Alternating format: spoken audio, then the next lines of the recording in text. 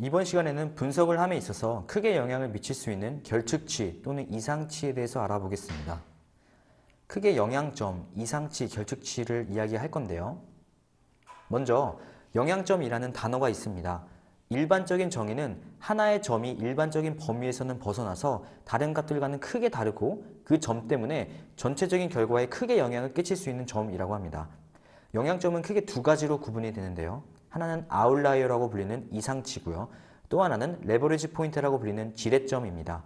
아웃라이어라고 하는 것은 Y값, 즉 확인하고자 하는 타겟 변수가 다른 값과는 차이가 많이 나는 것을 아웃라이어라고 부르고요. X축에 해당하는 값이 평균으로부터 너무 떨어져 있다 보니까 차이가 크게 나는 것, 즉 X값이 다른 값과 크게 차이 나는 점을 지렛점이라고 부릅니다. 이번 시간에 다룰 내용 중 하나가 아웃라이어라고 합니다. 보통은 그 원인을 파악해 보면은 데이터를 수집하는 기계의 오작동으로 인해서 그런 값이 나올 가능성이 있고요. 또는 실제 이상치일 수도 있습니다. 기상 데이터에서는 기상기후 품질검사 알고리즘 기준이라고 해서 그 기준을 넘어가는 값을 아웃라이어라고 판단하고 있습니다. 여러 그래프를 그려보다 보면은 다른 데이터와는 동떨어져 있는 아웃라이어를 발견할 수가 있고요. 이러한 점은 모형을 세우거나 통계량을 구할 때 영향을 미칠 수 있는 값이기 때문에 잘 처리를 해야 합니다. 이상치를 검출하기 위해서는 가장 쉬운 방법으로는 그래프를 그려봄으로써 떨어져 있는 값이 있는지 없는지를 볼 수 있는데요. 그래프로는 산점도나 박스플랫 등을 이용할 수가 있습니다. 또는 평균으로부터 많이 떨어져 있는 값으로 상위 2.5%에 해당하는 값, 그리고 하위 2.5%에 해당하는 값을 의심해 볼 수도 있습니다. 마지막으로는 기상기후 품질검사 알고리즘 기준과 같은 해당 분야의 지식을 통해서 정해둔 기준값보다 크거나 작은 값들을 이상치로 판단할 수가 있습니다. 예를 들면 기상 데이터에서는 다음과 같은 기준값으로 상한과 하한을 정해두고 여기서 정해둔 값보다 큰 값이면 상한, 작은 값이면 하한으로 대체하는 방법을 쓰고 있습니다. 다음은 결측치에 대한 설명입니다. missing value라고 표현하고요. not available의 약자로서 NA로 표현을 많이 합니다. 결측값이 포함되어 있는 모형은 잘못된 결론에 다다를 수 있기 때문에 잘 처리를 해야 합니다. 보통 결측값을 표현할 때는 정보가 존재하지 않는 경우가 대다수이기 때문에 usually no information이라고 표현을 하고 있습니다. 대다수는 정보가 없지만 가끔씩 정보를 추론할 수 있는 경우가 있습니다. 결측을 크게 두 가지로 나누면 랜덤한 결측과 넌 랜덤한 결측으로 나눌 수가 있는데요. 넌 랜덤하다면 시그널에서 트렌드를 고려하는 등 이런 얻어낼 수 있는 정보를 활용해서 결측을 표현할 수 있습니다. 결측을 탐색하는 방법으로는 결측의 패턴을 파악하는 방법과 각 변수의 결측의 빈도 및 패턴을 시각화해주는 방법이 있습니다. 이 외에도 여러 가지가 있겠지만 여기서는 두 가지에 대해서 알아보도록 하겠습니다. 먼저 결측의 패턴을 테이블 형태로 표현해 줌으로써 어떤 변수의 조합이 결측이 많은지 등을 파악이 가능합니다. 여기서 보면은 숫자 0 값은 결측이고요. 1은 결측이 아닌 것을 표현해 주고 있습니다. 그래서 어떤 결측 패턴이 가장 많이 나오는지 파악이 가능합니다. 시각화로도 표현이 가능한데요. 시각화의 왼쪽 결과는 각 변수별로 어느 변수가 결측률이 높은지 한눈에 알 수 있게 해주는 그래프입니다. 이 예시에서 보면은 레인이라는 변수와 클라우드라는 변수가 가장 결측률이 높다라는 것을 알려주고 있습니다.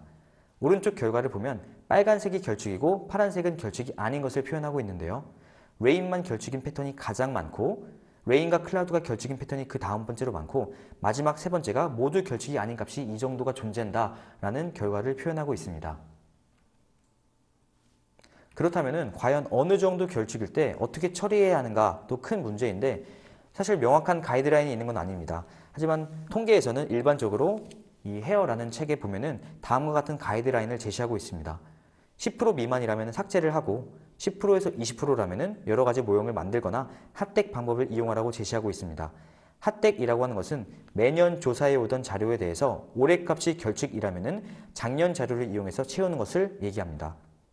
20% 이상이라면 모형으로 대체를 하고 50% 이상이라면 보통 변수를 사용하지 않습니다. 보통은 미관측 데이터를 제외하고 분석을 수행하거나 다른 값으로 대체를 해서 채워 넣기도 합니다. 채워 넣는 경우 결측이 아닌 나머지 값의 평균값 또는 중앙값으로 채워 넣기도 하고요. 조건부 대체라고 해서 컨디셔널 임퓨테이션이라고 합니다. 다른 여러 조건들이 비슷한 값들을 추출해서 그 값들의 평균으로 대체하기도 합니다. 또는 통계적인 방법으로 다중대체라고 불리는 멀티플 임퓨테이션 방법을 이용해서 대체하는 방법들도 최근 들어 많이 이용하고 있는 추세입니다. 기상청의 관측 자료는 실시간으로 품질 관리를 하고 있기 때문에 기기 오작동 및 점검의 사유 외에는 결측치가 없지만 관측 주기나 기상 상황에 따라서 값이 없는 경우 제거하고 분석하는 것이 좋습니다. 이번 실습에서는 결측값이나 이상치를 제거하는 방법을 해볼 텐데요. 결측값을 발견하기 위해서는 is.na라는 함수를 이용해 줄 수 있습니다. is.na라는 함수의 의미는 na, not available, 결측값이냐? 라고 묻고 있습니다. 그렇기 때문에 이것에 대한 결과는 묻고 있기 때문에 true, false로서 대답을 해줄 수가 있고요. na가 아닌가를 확인할 수 있기 때문에 na라면 true, 결측이 아니라 실제 값이 잘 들어가 있다면 false를 반환합니다. 느낌표를 붙여주면 true는 false로 그리고 false는 true로 변경되는 것을 알 수 있습니다. 그래서 저희가 활용할 것은 느낌표를 붙여놓고 is.na라는 걸 가지고 결측이 아닌 값들을 우리가 확인해 볼 수가 있을 것입니다.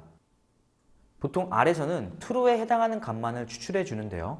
그래서 콤마를 기준으로 왼쪽에는 행의 기준이고 오른쪽은 열의 기준입니다. 이런 행의 기준에다가 true, false에 해당하는 논리값들을 넣어줌으로써 true의 위치에 해당하는 행을 뽑아올 수가 있습니다.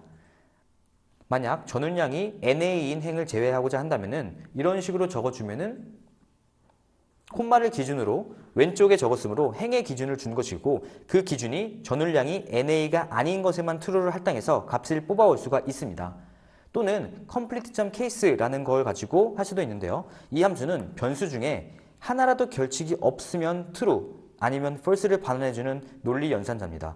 그렇기 때문에 이 함수를 이용해서도 결측이 없는 데이터를 만들 수가 있습니다. 저는 이 함수를 이용해서 결측이 없는 데이터를 만들어서 df3라고 저장을 했습니다. 실제로 결측 패턴을 보고자 할 때는 vim 패키지와 mice라는 패키지를 이용해서 확인해 볼 수가 있는데요. mice 패키지 안에 md.pattern이라는 함수를 이용해 보면은 이런 식으로 테이블 형태로 어떤 값들이 지금 결측이 있는가에 대한 조합을 확인해 볼 수가 있고요. 그리고 vim 패키지 안에 aggr이라는 함수를 이용해 주면은 실제로 어떤 변수들이 지금 결측값을 나타내고 있고 어떤 조합이 결측이 많은지를 조합으로서 시각화로 표현해 줄 수가 있습니다. 이상치에 대해서는 데이터를 제가 임의로 생성을 하고 그 중에서 5번째 값을 일부러 온도를 300도라고 지금 놓았습니다. 그래서 먼저 데이터를 생성을 시켜 놓고 나서 박스 플롯을 한번 템퍼러처를 그려 보았습니다. 그랬더니 하나 값이 뚝 떨어져 있는 값을 확인해 볼 수 있습니다. 이 값이 아마 이상치일 것이다 라고 의심해 볼 수가 있을 거고요. 그리고 다른 플롯을 그려봐도 하나 값이 뚝 떨어져 있는 값을 알 수가 있습니다. 그래서 저희가 온도 기준을 예시로 100도 이상은 이상하다라고 가정을 하고 그 다음에 100도 이상은 제외하는 코드를 한번 짜보도록 하겠습니다. 실제로 데이터 프레임 템퍼러처가 100보다 크냐 작냐에 대해서 논리 연산자를 해보면은 100보다 작다라는 어떤 값에 대해서 true고 마지막 300도만 false의 값이 나오는 것을 알 수 있습니다. R에서는 true에 해당하는 값만 가져올 수 있다고 얘기를 했습니다. 그러므로 이 값을 행의 기준에 넣어주면은 첫 번째부터 네 번째 값에 해당하는 값을 가져올 수가 있습니다. 그래서 이상치를 제외한 나머지 데이터를 추출할 수 있게 됩니다. 이렇게 5강은 분석 결과에 영향을 줄 수 있는 이상치와 결측치에 대해서 확인해 봤습니다. 실제로 이러한 값들을 어떻게 발견하며 이상치와 결측치를 처리하는 방법에 대해서 논의해 보았고 전체적인 분석 전에 이러한 전처리를 해주어야 전반적인 효과를 제대로 추정할 수가 있겠습니다. 다음 6강은 실제 매핑과 보관법을 통해서 데이터를 결합하는 방법이라든지 값을 추정하는 방법에 대해서 이야기해 보도록 하겠습니다.